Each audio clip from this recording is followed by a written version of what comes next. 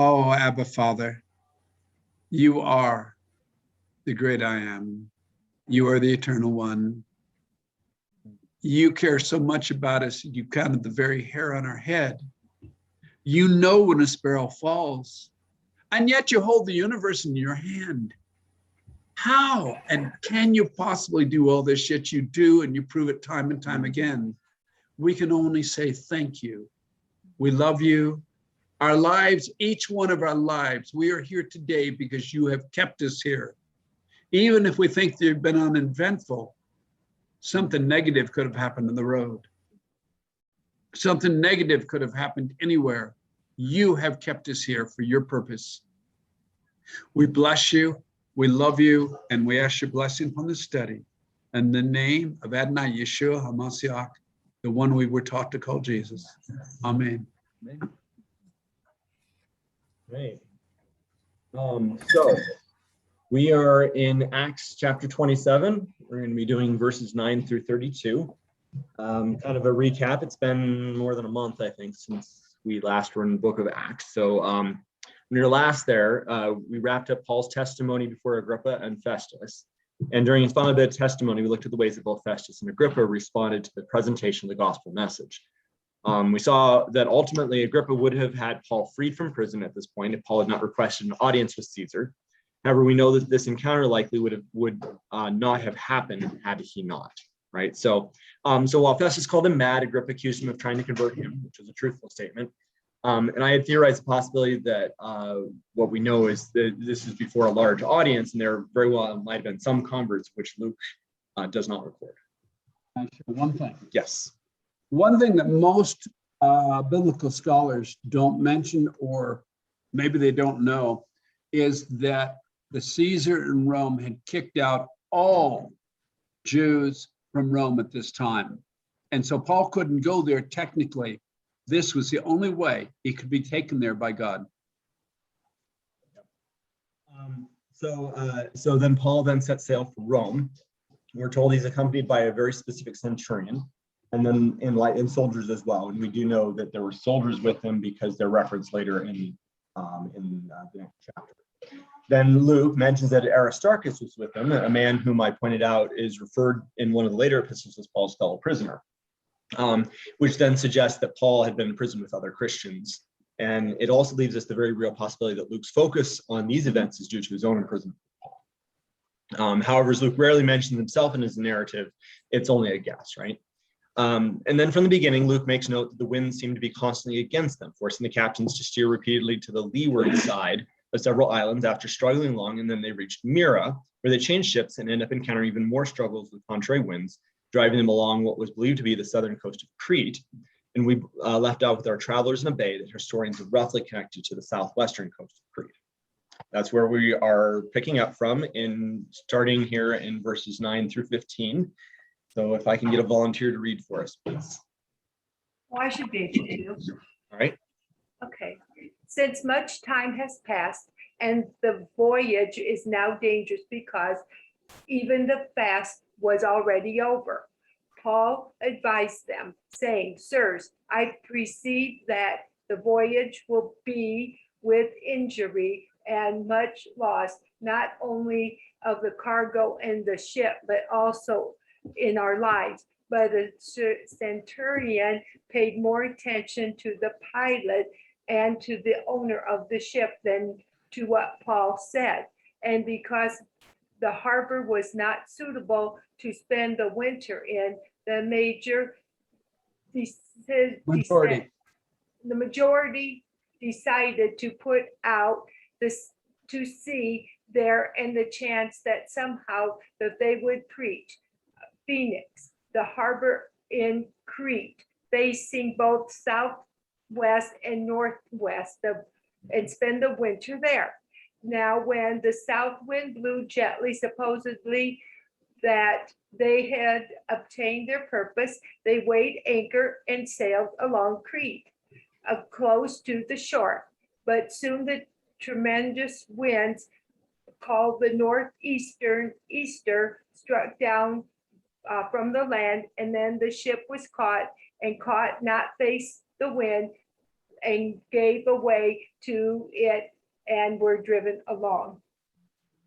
Okay. All right. So as we break back into the story of Paul's journey to Rome, we see that Paul suggests that the voyage is already dangerous, right? He references in his statement the Nitzian, and that most of our translations refer to as the fast. However, this Greek word specifically refers to Yom Kippur, which we've just passed, the Day of Atonement. So if you think about it in terms of the fact that he's saying the fast is already over, right? So where does that put us in our time frame? So since it already come, and when they left Caesarea, that would have put them nearing winter at this point, right? So this is likely around October. So this is not good sailing season or sailing time. They could even be as late as November at this point. So the Mediterranean becomes increasingly dangerous to navigate in the winter.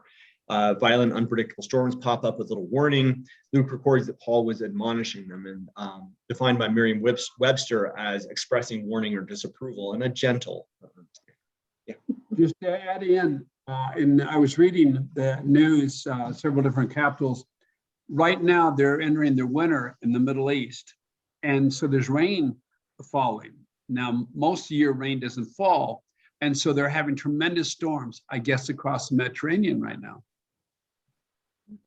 So this is a pretty common thing. Couple, yeah, it is a couple, and this is what, a couple weeks past Yom Kippur? It could have been at this point. Yeah, no, I'm talking about for us right now. Oh yeah, right now. Yeah. Yom Kippur started on the 16th, well, the night of the 15th, and yeah, not even 2 weeks yet. So we're already seeing winter hitting there. So we know that because the fast, this was definitely the winter time. Yeah. So so Paul's reminding them of something that they should already know and should have already considered, that travel right now is not advised. So he goes on and to tell them something that I'm sure was hard for any there to fathom or believe. And Paul uses the word here that's translated in ESV as perceive, but has a much more expansive definition. He states that he theoro, there in green. Theoro, it's a first person conjugation of the word theoria, which in the LSJ is translated as ascending of an ambassador, the spectator of the theater or viewing or beholding of the world. And Thayer then points to the Greek word theorio, providing a similar translation referring to perception, but perceived with the mind's eye. What I'm getting at here is that Paul is referencing terminology that one might associate with an oracle or one with supernatural sight. So to put it in a more modern text, it's the psychic who puts hand to head and declares, "I see great disaster ahead." So that's kind of how he's wording it, and he's declaring that he sees hybrios, kai polis zimias. Hybrios being not so much disaster as insolence, impudence, pride, or wrong springing from insolence, injury, affront to. And apparently several Greek writers use this word in relation to storms. So to imply the storm did injury to those caught in it. And then he adds to this poles, or much, many, zimias, damage or loss. And the LSJ has the root word zemia, which also adds a bad bargain. So something bought dearly, too dearly, right? So we continue and you get the sense that Paul is claiming that a grievous storm will come and they will all pay a high price for choosing to push on. He specifically names the loss will not just be the fortio, the load, but also the psychon, the breath of life. And that's here. So this is the vital force. So it's essentially potentially deadly consequences is what he's saying. And then unfortunately, we see that the centurion appears to be persuaded or to persuade the ship's pilot to then persuade the ship's owner. We kind of see this in the Greek that they could push forward anyway. And putting myself in the shoes of each party, none of them had any motivations to stay put, right? Despite the difficult winds up to this point, they had been able to make progress. Winter storms had not yet arrived, and Crete is not that far from Italy. The centurion is certainly anxious to be rid of his charges and return to Caesarea, where likely his family is waiting for him. The owner has much wealth tied up in getting the food to Rome, and the helmsman is motivated to ignore the warnings if it means getting the soldiers off the ship. Right, and I want to add one more point. I know I'm doing a lot of this, but Egypt at this time was the breadbasket of the world. Yeah, and I brought that up last time about the fact that because the ship is from Egypt, right, from Alexandria. And so while, so it's no surprise that no one listened to Paul. And while he certainly had a reputation, being a prophet and oracle is not exactly something he was specifically known for at the time. He was known as a healer, he was known as an orator, he was not known as a prophet. So as we move into the next verse, the ESV provides us what appears to be an insight to the decision-making process by stating that the current location was not suitable for harboring in winter. But the Greek actually tells us something slightly different. The Greek tells us anuthentau, which actually means not convenient. It's not so much that it wasn't suitable, they could have wintered there, but they didn't consider it convenient. And so I was looking at the area, and there's not really much as far as like cities and stuff. This was kind of an isolated harbor, right? So they decide to go a little further, and they get to the harbor of Phoenix. And so while searching for the location of the harbor of Phoenix, I actually discovered it's Phoenix Bay, and it's located in Crete. And you can actually go there today. This is you can see a picture here of Phoenix Bay. It's located near the city of Lutro, or the village of Lutro. Not exactly a populated area per se, but it would have definitely been much better than where they're at. And this is roughly between 160 to 100 kilometers along the southern coast from Fair Harbor. And it's also likely that it was a little more populated, right? So Luke knows that the part of the justification for the decision was that they stopping here was that they have a view to the southwest and to the northwest, so they could see what was happening with the weather and all these things. So this probably would have been an okay place for them to harbor. However, Luke notes that a gentle nuto, or south to southeasterly wind, sprang up, this being a wind from the south and southeast direction. So that would have been seemingly ideal for them in their mind to continue along the coast of Crete. And since the people of this era were very superstitious people, they would have seen this as an omen of good fortune, rather than the precursor to the storm we know is coming. Luke tells us that they raised the anchor and began to asson, or nearer is really the simplest translation, but they're near to the coast of Crete. And then, dun, dun, dun, Luke tells us that it wasn't long before Anemos Typhonikos came along. Anemos being, Bevan's laughing. Yeah, and that's exactly being wind, right? Anemos is wind, and Typhonikos means whirlwind or tempestuous. And Luke calls it the Eurachelon, or Eurachelon. In Latin, it's the Eurachilo. And then the LSJ defines the name as a northeast wind. The Encyclopedia Britannica defines it modernly as the gregale. And the gregale is a strong cold wind that blows from the northeast in the western and central Mediterranean region, which is roughly where they were. And it's mainly in winter. It's most pronounced on the island of Malta, which we know is where they will eventually end up. The gregale sometimes approaches hurricane force and endangers shipping there. This was from Britannica. Furthermore, a gregale that lasts 4 or 5 days is usually the result of the flow of air from Central or Southern Europe toward Libya. We're going to look at some maps in a moment so you guys can kind of follow along where these places are in your mind. Some references refer to the storm front can be found in literary classics such as Moby Dick. Yeah. Interesting little tidbit there. So this is a named storm specifically. A lot of times we see it, like here we have it translated as northeaster, which anyone who's lived in the Midwest or the Northeast immediately thinks northeaster. Oh, that's the nor'easter that comes in. Not the same thing. This is a very different storm. And that's why we should refer to it more as the gregale, not the northeaster. Northeaster is a literal translation, but the Eurachelon is something that everyone that sailed that region would have known what it was. So Luke then describes the next events using the words synarpes thentos. That refers to being seized by force. So to catch or lay hold of, carried away by force. We'd seen this word used in reference to when others are captured, but in this case, it refers to the violence by which the ship was driven by the wind. Luke describes the frantic and ultimately futile attempt of the ship's pilot to turn the ship into the wind to try and control their travel and avoid being driven away from the shore. He describes it as atothelmine, or the bearing up against, to look against, to withstand. But in context, he writes, me dynameneu eto thel mine, and that means not able to withstand. Luke tells us the adventure of the pilot then epidontes, which means essentially he surrendered to it. He gave over and gave up power to this wind, that then epherometha, which is to bore them or carried them, conveyed them, and it can even refer to enduring. So they endured this being carried along sort of experience, carried against their will, seized by the storm.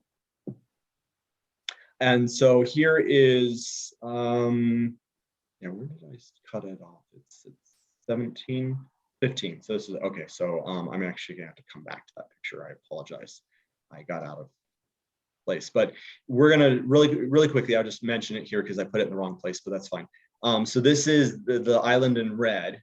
This is the place where we're going to read about in just a second, about where they find temporary shelter from the storm before it takes them even further along. So this is, as you can see, this is southwest or south of roughly where they were, because that Phoenix Bay was right in this area. I'm assuming everyone can see my mouse spinning there. So that's the region where Phoenix Bay is at. So they were driven almost due south to this island, which is the last large island before Africa, basically. So, all right, someone would like to read this next section for us, please. Okay, I'll read it. Okay. Running under the lee of a small island called Kata, we managed with difficulty to secure the ship's boat. After hoisting it up, they used supports to undergird the ship. Then, fearing that they would run around on the Syrtis, they lowered the gear, and thus they were driven along.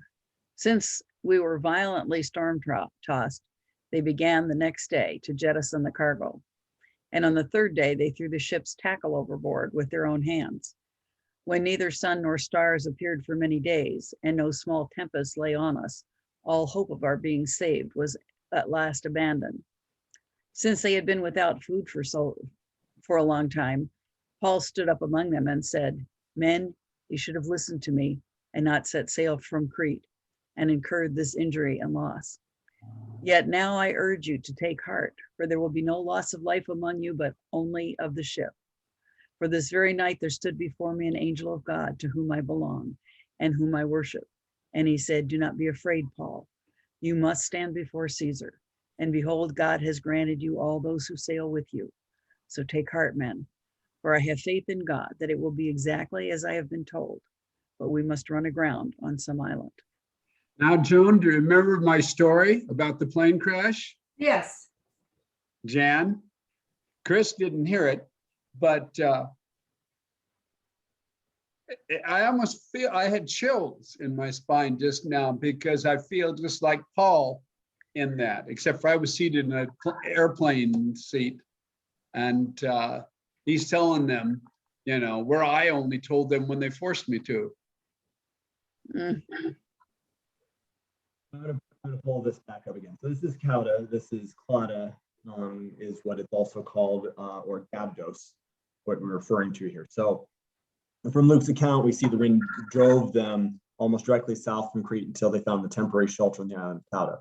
Cauda in modern times known as Gabdos. It's not a particularly large population, though today there are tourist spots on the island. And it has a modern city built in the 1950s. There are ferries connecting Gabdos to multiple Cretan cities, and the only other way on the island is by helicopter. Interestingly, in 2020, the Greek military actually established a small outpost on the island that houses only 9 soldiers as part of an expansion of Greek influence. Luke indicates, however, moving back to the story at hand, that at this island they sought control of the Scaphi. The Scaphi is here, it's referred to as the ship boats, but it literally refers to a skiff or a small boat. In some translations, we have here referring to anything dug out, a hollowed vessel, trough, tray, tub. And in some, I've also seen in other translations, they refer to it as a lifeboat. In practice, this suggests that the ship was large enough that they could not sail close enough to reach land without swimming. And so it was this boat was to allow the passengers and crew to depart when a dock was not available, basically. So it would have been a rather deep drafted boat for sailing in open seas.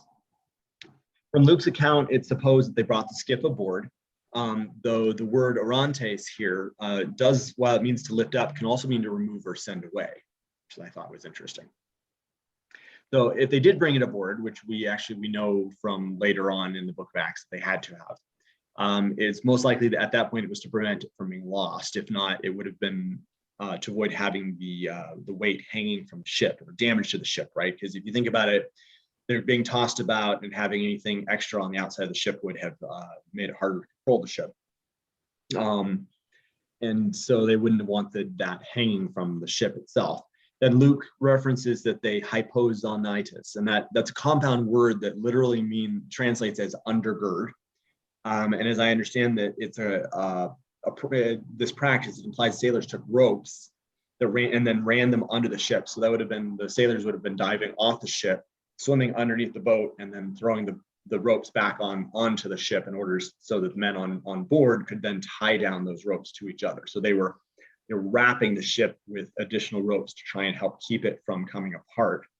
Because the force of the waves crashing and the high winds, they would have been afraid that the ship itself would have, the tar and the nails and all that would have eventually, just from the constant force, begun to separate, and then the ship would have just fallen apart at sea. So this helps to keep everything bound tightly together so that it'll withstand the continuous forces.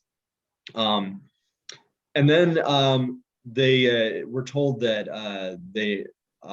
once that was completed, they started to become afraid that they would run aground in Syrtis. So I'll just pull that up here. So this is the Gulf of Sidra, which is also known as Syrtis. This is near the Sahara Desert in Libya. And you can see where Crete is on this little map here.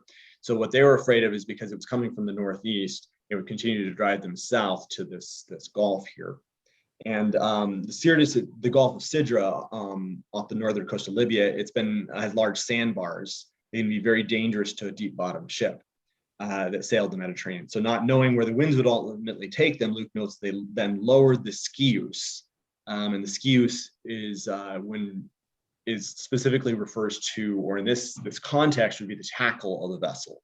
So this is collectively the sails and ropes. And so you can think of it that they brought it down. They stripped away the sails and they're hunkering down at this point. So then Luke notes that by the following day, the crew then determined it was necessary to begin tossing the cargo overboard. Described the situation as sphodros de haimazomena. Sphodros translated as vehement, violent, excessive, and then chemozomen, and being afflicted with a tempest, toss about upon the waves, or passively to labor with a storm. So the addition of Sphodros tells us that this was becoming an incredibly violent experience. And you get the impression the crew is truly becoming scared at this point, because remember the whole purpose of the ship is the cargo. It's a cargo ship. Right. Now bring this in. See that the ship sits deep in the water anyway because the cargo it's carrying. Now what they're looking at is the waves are so high, they're coming over and they're beginning to fill the boat. So the only way to save themselves is get the boat to set up higher on the water. And so they got to get rid of anything that's of weight off that ship. And then it goes from bad to worse. Luke records that by the third day, the men are now throwing away the tackle too. That means they've essentially given up. Because they're trying to do everything they can to keep the ship afloat. They're probably bailing water. I don't know if they had any rudimentary pumps at this stage in history. So they probably were like They have found pumping mechanisms off the coast of Egypt in the Mediterranean. So they did have a form like the bellows. If anybody remembers the old bellows, keep your fires going. Oh, yeah, I remember. Line. So they would have been failing. You have to consider the fact that it would have been waterproof under normal circumstances. Not only do you have the large waves pouring down on top of the ship, the rain filling the ship, then you have the stress on the planking of the ship, so water then seeping in as well into the hold. So this is a very frantic and desperate situation, and we're only 3 days in. So now the fact that they've thrown out the tackle means that they don't expect to survive, because they're assuming at this point that even if they do survive, the ship is going to be a total loss, because now they're accepting the fact that they will not be able to sail the ship when the storm is over. Yeah, this is definitely getting bad, and so you have this desperate sense that every additional second they can keep the ship from sinking is what they're going for. And then Luke eloquently highlights the severity of the situation even more. He doesn't put any time on it. He simply says pleonos chimeras, many more, a greater quantity of days. And chimeras goes one step further when applied in a hyperbolic sense, can mean days without intermission. So continuous days, continuous many days together with neither sun nor stars appearing. And being tossed by the waves in the storm. Right. So since sailing is typically done by the position of the stars, this would also mean that they quite literally had no idea where they were.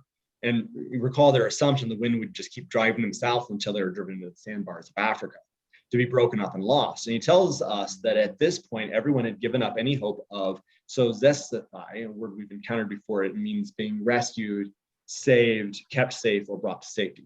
Clears from Luke's word that as far as the occupants of the ship go, everyone just assumed it was only a matter of time before they all perished to the sea. The storm gave the impression that it would never end. It's possible at this point that even Luke, who had been recording their progress, had lost track of how many days they had been in the storm.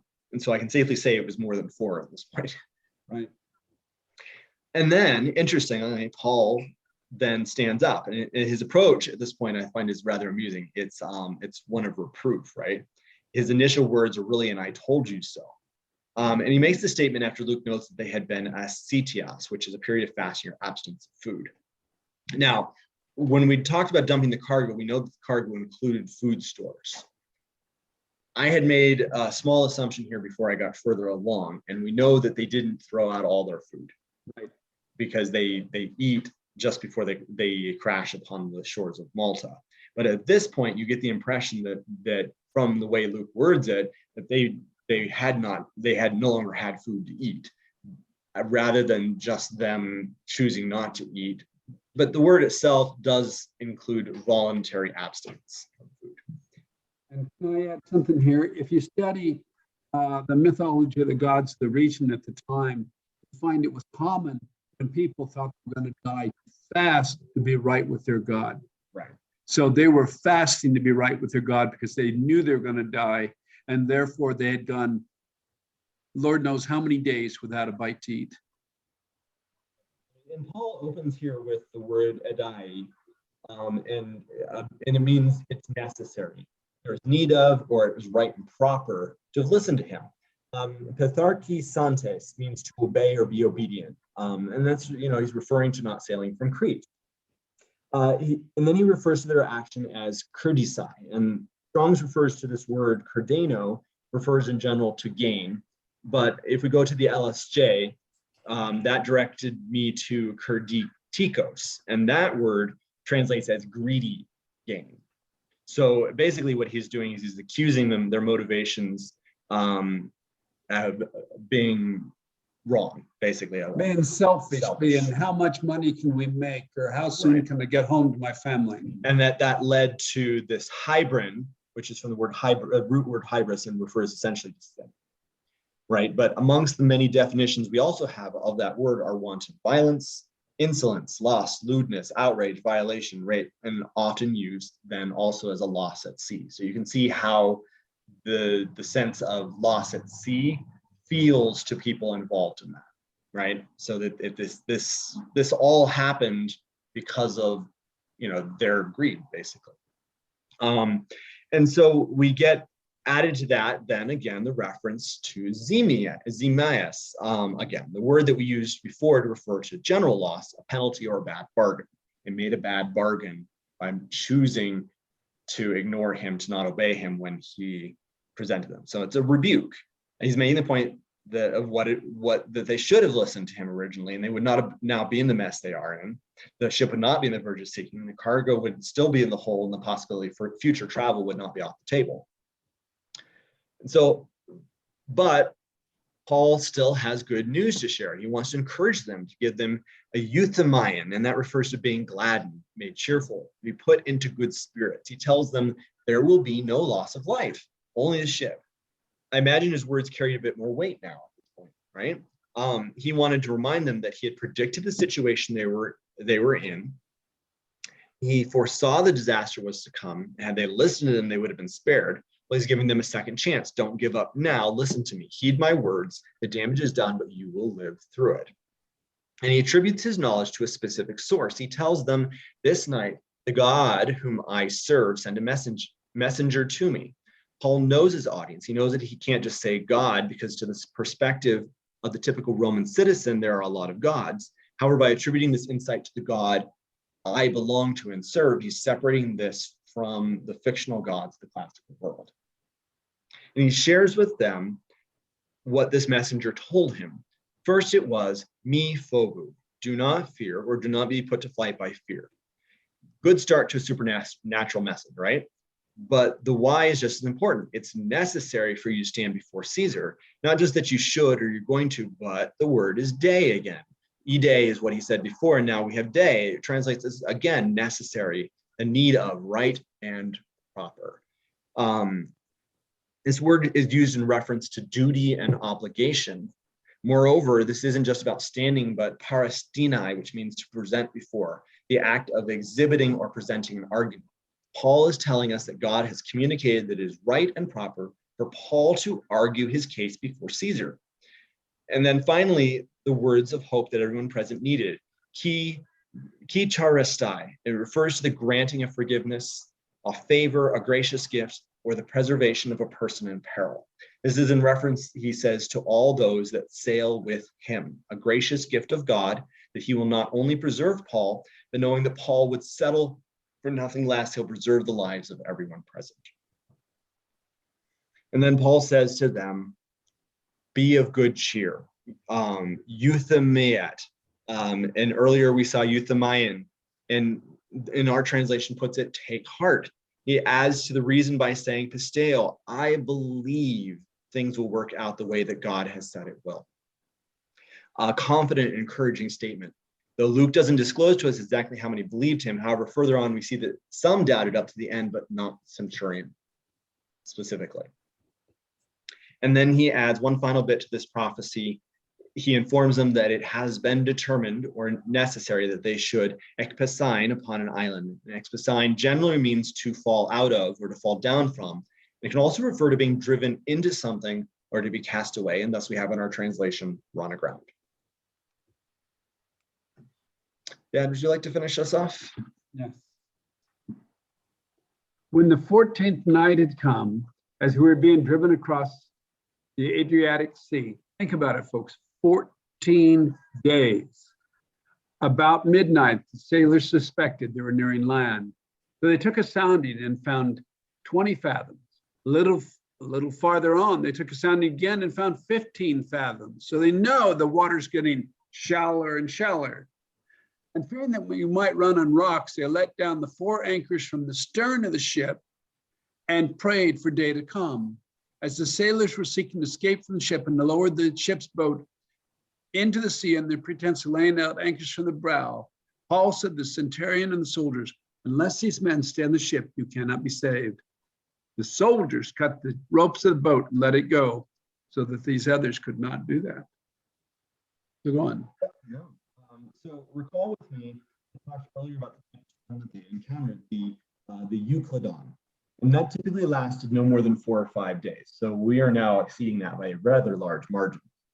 Luke informs us that it has now been thesaurus kai decati, a compound word, thesaurus being 4, kai and decati or decatos being 10. So 4 and 10 nights of being carried about by the storm. Luke makes what is clearly an inaccurate statement, but interesting in its context. He references that they've been driven about in the Adria, which is believed to be a reference to the Adriatic Sea. So you can, okay, so I'm gonna skip ahead here. So this is the Mediterranean Sea, and I'm gonna highlight a few places as we go here. So there's the island of Crete, there's the Libyan Sea, and there's the Gulf of Sidra. So this initially, this was this dotted line, this is what the sailors feared was going to happen. They would be driven straight down into the Gulf of Sidra. What we know they actually did was this line here. But the reference that Luke makes makes me think that they thought that the winds had shifted somewhere and started pushing them north through the Ionian Sea up to the Adriatic Sea. You can see how far north the Adriatic is. So it's a very interesting thing to think of, because that puts us quite a bit different directionally than they actually ended up doing. So go back to the text here. Go ahead, Doug. One thing I think I need to say to everybody here, we are taught repeatedly in the churches that we must believe every word of God. Well, I totally agree with that. But the problem is our pastors don't agree with what they say. They turn around and forget that every word of God is different than every word of man. The Bible is the truth about what men said and think and do. It doesn't mean that everything they say is correct.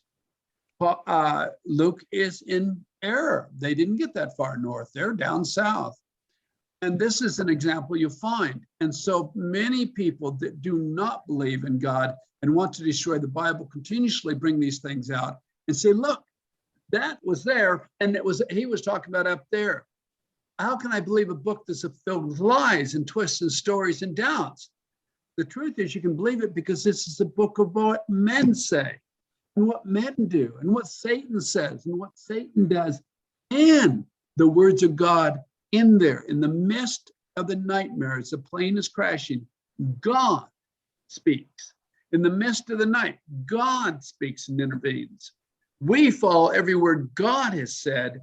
The rest of it is history, filling in the gaps that are not there, because God does not give us all the minute little details men and women do. Okay? So I was kind of thinking, okay, well, how would they know that they were in the Adriatic Sea, considering where they had started? And my first thought was, not knowing a lot about sailing, was, oh, maybe they had a compass. They did a little bit of research. The compass wasn't invented for almost 1,000 years after this point. Now, they might have had a lodestone. A lodestone is a small scrap of metallic material that could be used in like sand, for example, and it would spin.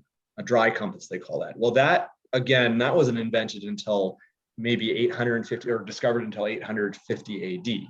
So at this point, there's no good reason for them to have any exact idea of where they were, what direction they were traveling, etc. So that leaves us with a few assumptions. Luke was not a sailor. We know that, right? Modern scholars attribute his profession to being that of a physician. So we're left with the idea that Luke was getting his positional information from the sailors aboard the ship. Now, there had been no stars and no sun, so they had nothing by which to gauge their positioning on. However, I do believe that anyone who spent all their time on the ship would recognize and sense when the wind shifted. So that at some point or another, the winds must have shifted to drive them north. So they must start driving them north. Now we know that it wasn't due north by any means where they ended up. However, because the wind shifted, they might have assumed that now the wind was coming from the south and therefore driving them north. So after 14 days, we had to have gone all the way up to the Adriatic. Especially when you start referencing coming aground on an island, you don't start seeing a lot of islands in the Mediterranean until you get all the way up to the Adriatic Sea. That's right. There's a lot of them in the Adriatic Sea, a lot of rocky things in that. So yes, they had their directions, but they didn't have their directions quite because they couldn't sight the stars. Right. And they had instruments that would sight the stars to figure out where they were located.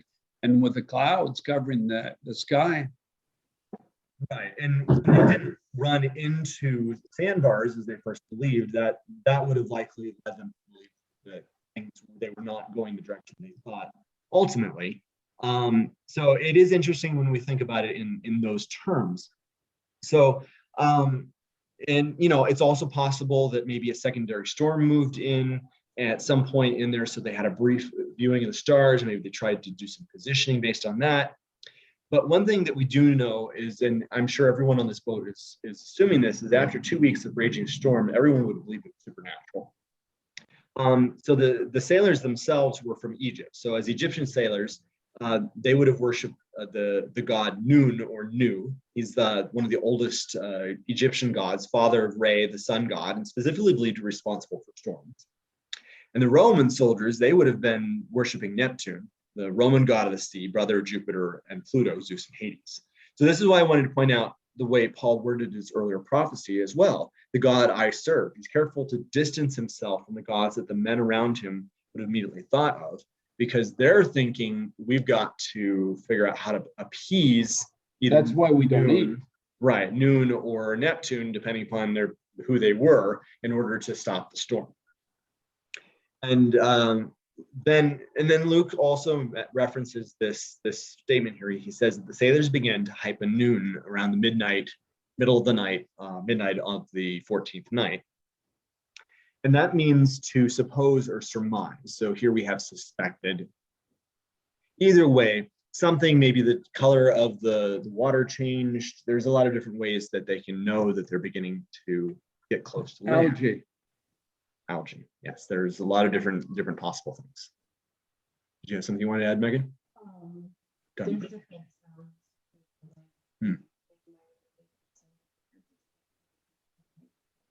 Or even birds. Yeah. So something clued them into the fact that they were approaching land. And so Luke references that the sailors bolassantes, and that means literally to heave the lead, and it's referred to what's called taking a sounding or depth sounding. So what is that? I thought I would give a little bit of sailing lesson, I guess. So a sounding is done by using a very thin rope with a lead, they call it a plummet, attached. The rope is marked with markings representing various measurements. In this case, we're told the distance was called a origuias, and in English, we call that a fathom. A fathom is a very old measurement, and it's defined as the distance from the tip of the middle finger. I've got it written here too, but the tip of one middle finger across the breast to the other middle finger, and it would be between 5 and 6 feet. I tried very hard to figure out if on a ship there's a specific individual who would mark out the ropes for the sounding purposes, which would have then therefore influenced the distance, because everybody's wingspan is a little bit different. So I couldn't find any specific information. So, it could be like maybe there was somebody in Alexandria that makes these and sells them to sailors, or it could have been a situation where it was the bosun of the ship marks it out at the beginning, whenever they need it, sort of situation. Not for sure.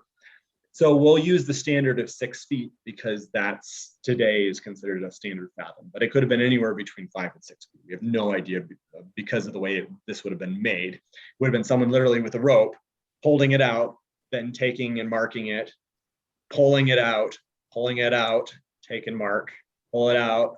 You can picture it in your mind how they would mark this out. So we know they were roughly, the first measurement at 20 fathoms is 120 feet deep from the surface of the water to the floor of the sea. Based on what reading I could do, that was roughly the full length of the rope, because that's roughly what they would have had available to them. Based on everything I read, that was a typical sounding rope, was about 20 fathoms. And then we're then told that a short distance later, they find 15 fathoms, 90 feet. That means you've got a 30-foot difference. That's a rather significant change in a short period of time, which is why they begin to panic. While I'm sure they were overjoyed at finding the possibility of land, they immediately, let's get through this, sorry. They immediately let down anchors, right? And it says then that they prayed for day to come. So specifically here, we're talking about eukoton, which it does mean to pray to God, but it also means to wish for day. And Himarian can also refer to the mild time. So it's also potentially likely, again, they're praying for the storm to end so that they can see. And interestingly, after 2 weeks of being thrashed about, driven about the sea, with no real idea of where they are, that some sailors now decided to make a break for it. Under pretense of dropping anchors to the bow of the ship in front, they lower the ship's boat from the deck of the ship to the sea, confirming the original assumption that I made earlier in the chapter that they pulled the ship to the deck and not simply cast it loose. And now we have only Luke's statement of it being a pretense or misdirection. But it does seem plausible, because it does seem plausible that maybe they were actually trying to, to guide anchors off the bow to help keep the ship from moving. But Paul, we see him turn to the centurion, right? He turns to the centurion with the assumption that this is in fact an escape attempt. He informs him, the soldiers, that all must stay on the boat or none of them will survive. Now we have the language there of the sailors. So we don't know how many of the sailors that would have been, but if you think about it, also in terms of what do you need to survive, the soldiers would not have been able to keep the boat under control all the way to shore. Nor would they know how to do it. Right. So if this was, even if it wasn't all the sailors, if it was a large number of the sailors, then maybe it would not have left enough on board to keep the ship under control long enough to get close to shore so that they can swim to safety. So, we don't know for sure, we really don't, but we do know based on the response to the centurion that he now believes in Paul as a prophet, because otherwise he would not have cut the ropes. He would have believed what he had been told, that they were trying to just help, and would have let them go. So now the skip is lost. And that is, I guess, where we're going to wrap things up a little bit early, but I don't think it's a bad thing.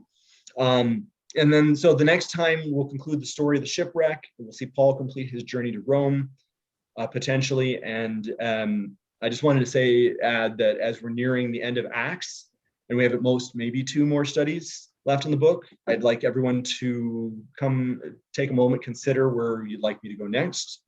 My thoughts are we can continue into the epistles, or I could go back to the study of the Gospels with the same level of detail I've applied to the book of Acts. So either way, please consider, pray about it, and with me. And next time I teach, we can talk about it so that I know which direction I should go. Okay, there's a couple points I want to bring here before we close down too. You got to remember this, the captain, I believe it was captain, the guard that was responsible for Paul, or Saul as his name actually is.